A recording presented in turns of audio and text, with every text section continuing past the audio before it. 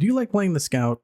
Do you like devastating enemies with mass amounts of elemental power and working with your teammates to decimate hordes? Then boy do I have the build for you with the Elemental Commando build, so stay tuned to see how it works.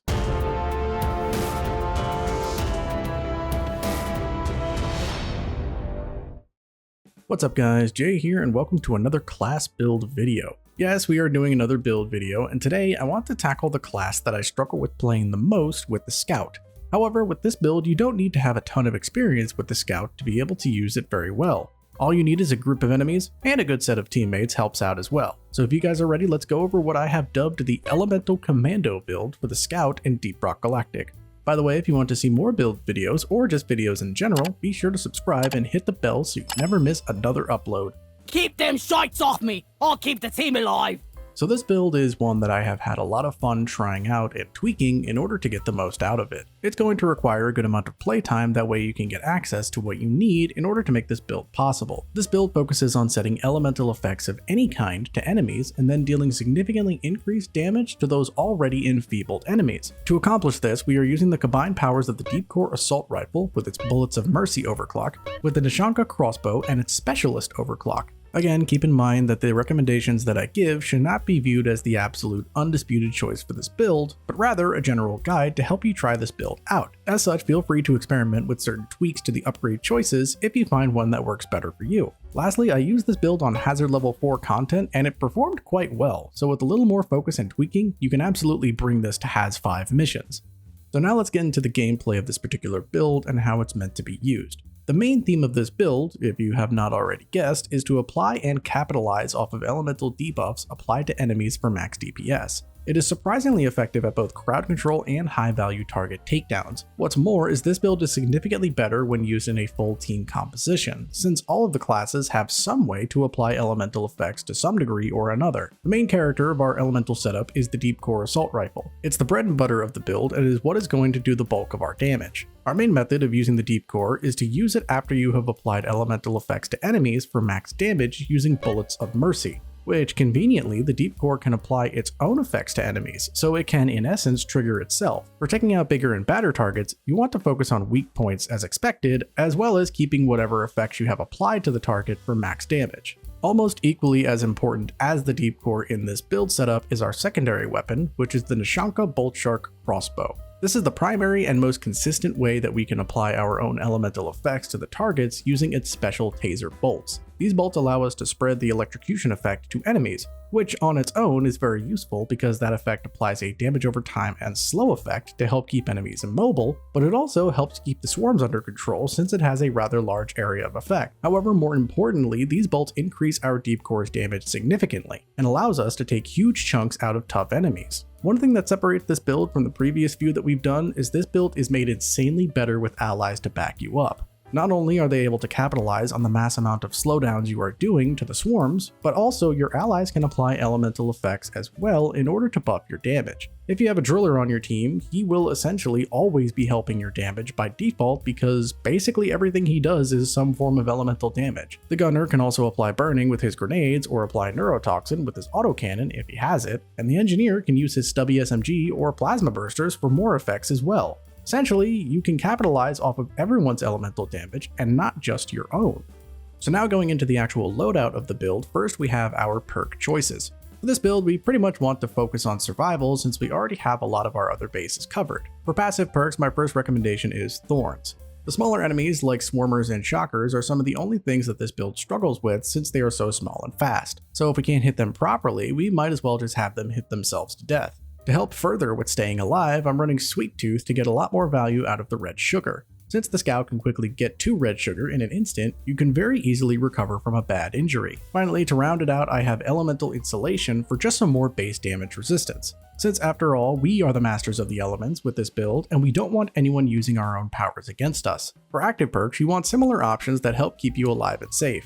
Heightened Senses is always a great pick for a Scout to help save you in case you accidentally run into a rogue cave leech away from your allies. It can help you in a pinch and can make or break a survival situation. The second option might be a little weird, but I personally like hover boots on Scout because sometimes you overestimate the height of a fall and can go down very quickly, and this can save you from a lethal fall if timed correctly. But if you don't like hover boots like a lot of people do, then you could swap this out for something like Iron Will or even Beastmaster. Again, feel free to experiment with these perk options to see which works the best for you. Now it's time to go over the weapons and equipment. We're going to start with our throwable grenade, which for this build is going to be the IFG grenade. This is a fantastic choice for this build since it applies a very strong slow and weakening effect to enemy bugs. Also, although they are not actually electrocuted, the game makes targets affected function as if they were electrocuted. So it just does a lot of things to help accelerate our damage even farther. Now if you wanted to, you could swap these out for the cryo grenades or even the stun sweepers if you really want to use those, but in my testing the IFG did the most in terms of overall effectiveness and damage increasing. Moving on to the actual weapons and their upgrades, our primary is the aforementioned Deepcore GK2 Assault Rifle. It is one of the most reliable weapons in the game and is what is going to be the primary damage dealer to those annoying tough enemies. For our purposes, we wanted to have as much damage and ammo as we can without sacrificing too much in other areas. The first thing to talk about is the choice of overclocks we are using, which is Bullets of Mercy. This thing is where our damage comes from. It increases the amount of damage to targets under elemental effects by a whopping 50%. These effects include burn, stun, electric, freeze, toxin, and temperature effects. Now it does also lower our magazine size, so we do need to compensate for that. However, it's not nearly as problematic as some other forms of overclocks. To make the deep core function as effectively as possible with this setup, in the first tier I went with Supercharged Feed Mechanism to increase our rate of fire to be able to fling more damaging bullets at the enemies. I really didn't see drastic improvements with the other two options, and the extra rate of fire does not chew through many bullets too fast. Moving on to the second tier, I chose Increased Caliber Rounds for more overall damage. Damage is the name of the game with this build, and we want to try to maximize it as much as we can. However, if you do find yourself running out of ammo a lot, the expanded ammo bags are not too bad of an option either. The third tier, I chose the high capacity magazine since Bullets of Mercy does lower our magazine size, and the recoil reduction isn't that noticeable in my personal opinion. Fourth tier, I went with hollow point bullets for even more damage increase when hitting an enemy's weak point. The armor breaking isn't too extreme, and again, we want as much damage as possible to help with those high value targets. Then lastly, in the fifth tier, I think the option that synergizes the best with this build is the increased stun chance on an enemy weak point. This mod does double duty for this build because not only does stunning immobilize the enemy, but Bullets of Mercy also works off of stuns, so in essence, even if you don't have any other way to apply debuffs, the deep core can apply them itself, giving you even more consistent damage increases. Moving over to the crossbow, our main goal with this weapon is to be able to spread as much shock treatment to the bugs as possible so as to aid the deep core in achieving maximum damage. First, talking about the overclock choice, I simply went with the Specialist for more special bolts and increased special bolt duration. The way I have this build loadout set, we actually have more special bolts than normal bolts. That is how much we use our special bolts in this build, and we want them to last as long as possible to get the most benefit out of them. The first tier is very important for the crossbow since it determines what our special bolts are, and in our case we went with the taser bolts. This lets us spread electrical damage and the effects across a wide area to not only have heavy crowd control on choke points, but for linking electrical arcs between multiple big enemies. For this build, the other two options really don't do anything and are more suited for other specific build setups. To go even further with this, in tier 2 I chose the expanded special quiver for even more special bolt capacity, since we want to almost always have taser bolts ready to send out at a moment's notice. You could also go with broadhead bolts if you want, but I always like to stay safe in terms of ammo consumption. The third tier I went with stabilizing arm brace for faster reloading and faster bolt swapping. We want to be able to get our shots out very fast, and in testing, I found that the increased reload did much more than the faster projectile speed. The shots still get there almost instantly anyway. The fourth tier I chose to go with Battle Frenzy since the movement speed is very nice, and we can't even retrieve the taser bolts normally, let alone from range, so the transmitter module really doesn't do a lot for us. Finally, in the last tier I went with the potent special bolts to further increase the duration of our tasers to allow us even more use out of them and their electrical powers. You could go with either of the other two options if you wanted, but those seem to be suited more for other focused build that might be a little bit too much to keep track of. Lastly, briefly going over the upgrades for the rest of the Scout's equipment. For the flare gun, it's very simple. I just took the duration upgrades in both tiers 1 and 3 and high capacity magazines in tier 2, so that we have a lot of flares and that they last longer. For the grappling hook, I took the range upgrade in tiers 1 and 2, the projectile speed increase in tier 3, and the safety first in tier 4 to help with accidental falls.